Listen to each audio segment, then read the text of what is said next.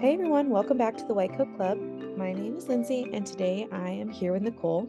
We are both counselors at MinPrep. And since we have a lot of students who are currently interviewing, we wanted to talk about a few red flags to avoid giving off during interviews. If you are currently going through the BSMD process or you are preparing for the interview process, don't forget to like and subscribe to get more BSMD and med school admission advice. All right, Nicole, what's one of the biggest red flags you think that kids give off during interviews? I love this topic. This is such a great one. I think number one, lack of genuine passion for medicine. Obviously, BSMD, direct medical, you really need to come across to them that this is what you know for sure that you want to do, especially on an accelerated pathway. Why should they choose you if you're having some doubts or don't come across as the most confident that this is what you want when there's other candidates that do? So, like things to avoid, just kind of, oh, I just kind of stumbled upon this, or my parents want me to do this. And, not really having that experience and showcasing that experience to them. So, what you want to do is really share specific details and experiences that inspired you for medicine. Instead of saying, oh, I just wanted to do it. I like science, well, maybe that was your first little thing is you like science and then you did your shadowing and you met a doctor who really inspired you to want to help and just things like that really showcase the actual personal experiences. Don't lack passion. That's probably the number one for me.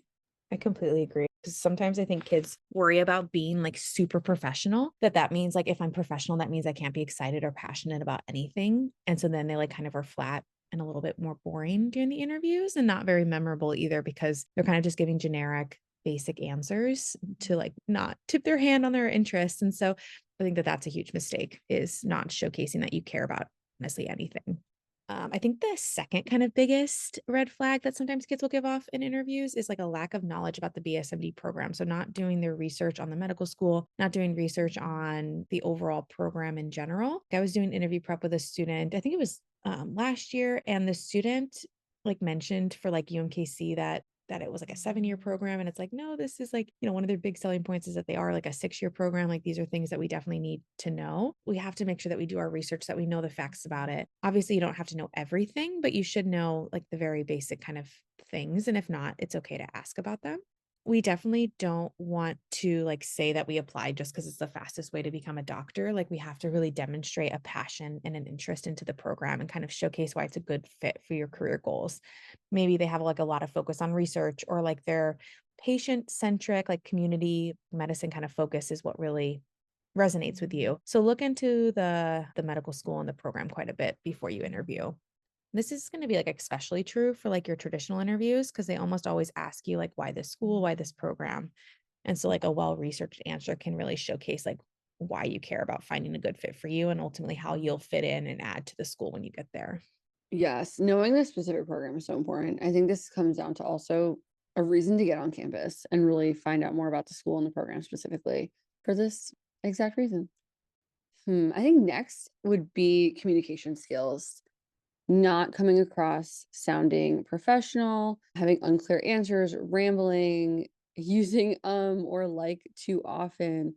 Obviously, you're not a robot. They don't expect that. You're a high school student. However, you want to come off polished, sounds like maybe not rehearse this a million times. You don't necessarily want to sound rehearsed either, but you definitely want to practice concise, structured responses that will directly answer the question. We don't want to go on tangents about other things, and then eventually be circling back and take a second to think about it. If they ask you a question, take a moment, compile your thoughts, pull yourself together.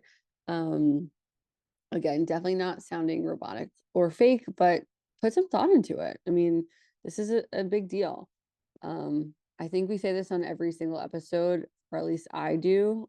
But emotional maturity and intellectual maturity, I think, is one of the biggest unknown factors that go into this and who gets chosen, who doesn't. So, really trying to come off professional, having those strong communication skills, absolutely. And make sure to like slow down too when you're talking. This is, I know something that I will do sometimes. I definitely talk way too fast, especially when I'm excited or nervous. So I do have to like consciously remind myself, okay, slow down a little bit. It's going to be fine. You have to make sure that they can understand you too. I think too, like the ability to go back and forth, even if they're asking you a question, that doesn't mean you need to speak for 3 minutes in your response. Like learning and kind of having that ability to foster conversation while you're answering the question is a big one. Also, I think Yeah. it could come off as very immature and a weaker communication skill if you're just kind of answering that question start to finish without the back and forth.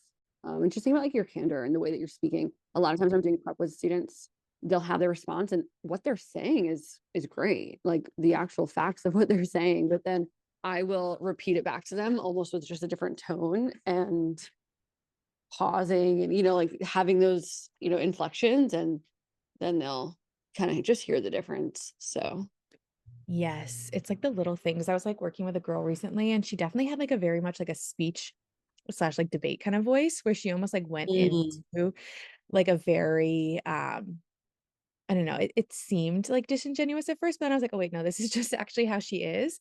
Cause at first I thought she like memorized her answers and like, she was kind of speaking it in a way. And then even if I asked her like something completely random, like what utensil would she be? And obviously she hadn't prepared an answer for that, she would still kind of have that same voice. And so that was like something we kind of worked on reducing a little bit so that it wasn't as like as obvious throughout. But I think some kids are the exact opposite where they're so flat that they don't have like any variation in tone or their yeah. tone goes up at the end of each sentence. So it always like seems like they're asking a question or they're uncertain or things like that. So I think like recording yourself can be super helpful. And that actually goes kind of into my like next red flag is like unprofessional like demeanor too. Cause I think that this recording yourself can really go a long way in kind of seeing how you are portrayed on screen. You could have fantastic answers, you could have fantastic experiences, but if you like kind of have that poor eye contact, you're slouching, you're like keep swiveling in your chair, kind of demonstrates a lot of nerves and really showcases that maybe you don't have like that emotional maturity too to be able to handle like a tough situation. So recording yourself can I think help with a lot of like those little things that take your interview from like an okay interview to like a really good engaging one. Whenever you are recording yourself or doing interview prep, try and see how your posture is, what's your eye contact like. Put on your outfit that you're planning to wear too to see like how it looks on screen because it could end up like not looking great or it could, be too distracting or whatever it might be. And do it like in the place where you're planning to do interviews and in addition, plan to do it at, like do an interview prep around the same time as your interview too. Cause you could always be doing like interview prep at like, 7 PM and you're always sitting your back to a window and it's not a big deal because the sun is down. But if your interview was like at 11 AM, the sun could now be like shining behind you, meaning that you're washed out. We can't see your face. And so try and think about like what the lighting will look like during your interview as well. Your face should be lit from the front. I'm sure we don't need to tell like this generation like how to make themselves look the importance of lighting, but you'd be surprised about how little I see some of kids' face just because like it's all in the shadows or half their face in the shadows or things along those lines. I think professionalism is huge too. And, we talk a lot about the BSMD and a lot of them are virtual these days, but there are some Ivy League schools that do the alumni interviews where you will meet in person. And I've met with a couple of students this year who wanted to interview prep for in-person alumni interviews where maybe they're at like a Starbucks or not a super professional setting, not the traditional in an office kind of building room. And we had a lot of conversation about holding yourself professionally. You're gonna get there, you're gonna stand in line, you're gonna order your drink, you're gonna go over to the table and like you don't need to be fumbling like 8 different bags and all of this stuff. And like maybe don't get a drink that's like with whipped cream or something that's gonna make messy and things like that, that just how to present yourself professionally in sometimes a more relaxed setting too. It's such a good point. Yeah, you don't want to be like sucking up your drink with like a noisy straw during the interview. I Yes. never thought about that, but that would be Yeah. really comical. Yeah. Yeah. And like have a napkin. Like don't Yes. don't be walking around with a milk mustache or Yeah. something. Yeah. And to that end too, like if it is like a virtual interview, have water nearby. Have like a place you can take notes. You might think that you're going to be fine, but I know whenever I'm nervous, my mouth suddenly like dries up and it's like a desert in there. And so I might need more water than I would normally need on a call. Make sure to accommodate those types of things. Be overly prepared, especially when it's like a virtual interview with the things that are within reach. Control what you can control in that aspect. Yes. Like have things ready. I think next, a lot of our students are doing MMI, so I think some ethical red flags. A lot of times when I prep for MMI with students, again, this is why we prepare. They're maybe not thinking full big picture and they're going in on maybe what they think they want to hear or just not portraying like the best sense of ethics, integrity, professionalism. Maybe just having like a one-sided view initially, because again, they've never done this before and it's kind of tricky to really grasp if you've never done it. So really showcase that you have a strong ethical compass, that you are versatile, that you can see multiple sides to things before making a decision, because that's gonna be a big deal for especially the MMI interviews. Yeah, do practice. I've like seen a Yeah. huge difference in like my kids like first like 2 or 3 MMI scenarios versus like their last 3. And so like we might do like 2 to 3 sessions or more depending on the student, but there is like such a huge difference between the beginning and the end, where they start and where they end, because it is kind of confusing how to be ethical in some cases. Like sometimes it is hard to know how to like what they're looking for, how to portray what they want, and how to showcase like a deep understanding and perspective, really. Yeah. And so practice, I think, is really key to this. And then kind of one last thing that I think is a red flag is like a lack of questions for the interviewers. Now, this isn't going to be true for MMI. This is really true for especially alumni, but definitely traditional interviews too. You should always be preparing like thoughtful questions about the program, research opportunities, or student experiences. And it should really be tailored towards the person that you're interviewing with.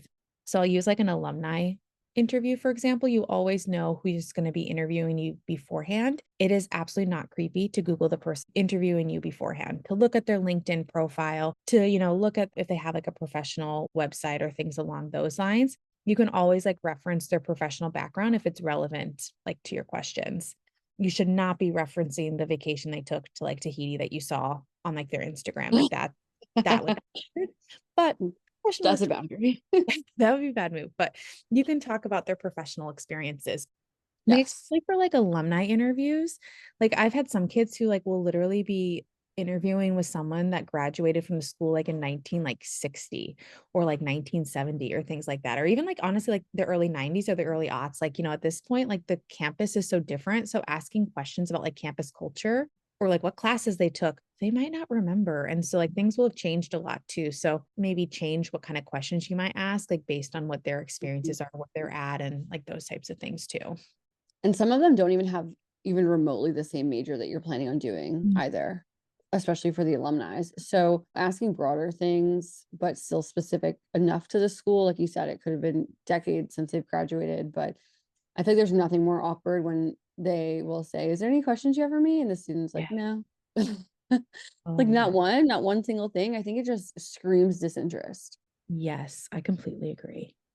It's just like such a small little thing too. Like, take honestly like 20 to 30 minutes to prepare some thoughtful questions. Do your research and kind of like think about things that you do care about. And you don't have to wait till the end. You don't even have to wait until like they ask you if you have any questions. It could be popping up during the interview as well, especially alumni interviews, but even traditional Yeah. interviews. Like if you're really interested in, a certain opportunity, but you have some questions about it when you're talking about like why you want to attend a certain school, ask about it then. Like it's totally fine. As Nicole was talking about before, with like the give and take. You can drive it to be much more conversational than just a Mhm, stark Q&A. absolutely. And then like one other quick thing that I just thought of too, make sure to send like a thank you note afterwards. We did a lot of interviews like for the counselors here at Moon Prep, and I was actually shocked at how few people sent like, a thank you note afterwards. So I think like as a student, like sending a thank you note afterwards, like is just like such a nice little gesture. It's something super small. Sending it same day. I don't think you should send it like, as soon as you log off, but sending it within like a couple hours after the interview is a good idea. It doesn't have to be anything huge either. It could be like just a few sentences, like, thanking them for their time, maybe mentioning something that they talked about, thanking them again, and like, saying you're looking forward to like learning more or hearing back from them or whatever it might be. I think it just like leaves like a good taste in everyone's mouth. And Especially a lot of these people are doing multiple interviews in one time.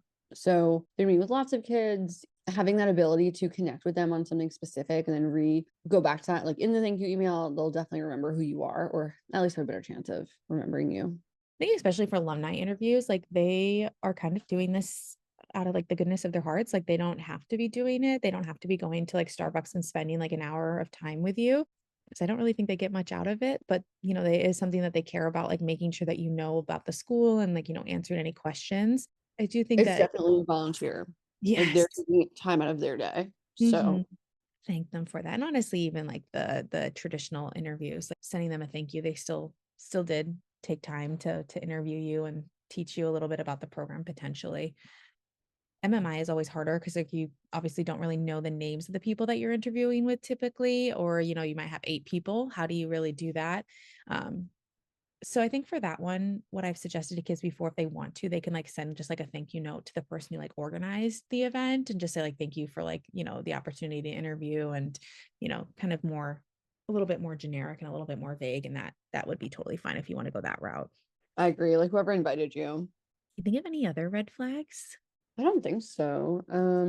Be yourself, but try to be the most polished version of yourself. Yes. And That's such a good way to think about the people that you admire. Think about like the physicians that you've shadowed or the teachers that you have. What about them kind of makes you look up to them? Like, what do they possess? Like, do they have confidence or like, is it the way they walk or, try to pick up on some of those things. And like, that's maybe how you want to kind of present yourself. I know some of these BSMD programs don't give you a ton of leeway time. I mean, usually it is like it could be like a week, it could be a couple weeks, sometimes more, sometimes less. Maybe at this point, and if you're a junior kind of listening to this podcast, maybe start preparing in January for like your tell me about yourself or why medicine or like those types of things. And then whenever you get like the actual interview, you can start to like target obviously towards like the school specific type questions and things like that. And of course, if you wanted to do interview prep with us, Moon Prep does offer interview prep. We have like an interview prep specific package. If you're not already a Moon Prep student, you can just get only interview or Casper prep sessions. So yeah, you can reach out to us through our website to kind of figure out how that all works. Interviews are like the last stage of everything. At this point, you've beaten out like so much of the competition. Like you're so close to getting accepted that you really do want to give it your all. This is your shot. They already like you so far. Your foot's in the door. So let's just make it perfect. They know you're qualified. They know you've got the brains. Now it's all about like kind of like the vibe check and personality check to make sure that, you are someone that they think will contribute on campus, kind of fit the ethics that they're looking for and things along those lines. So yeah, be yourself, showcase who you are, and I'm sure you'll do great. Yeah. Cool. I think that's for us on interviews, unless you have anything else you want to add, Nicole. No, I don't think so. Perfect. Well, thanks everyone. Hope that your interviews go great. And once again, if you need any help preparing, just let us know through moonprep.com. But yeah, we'll be back later with more BSMD and admissions news. And don't forget to like and subscribe to get that content sent right to your phone or device or wherever you're listening to us. See you next time.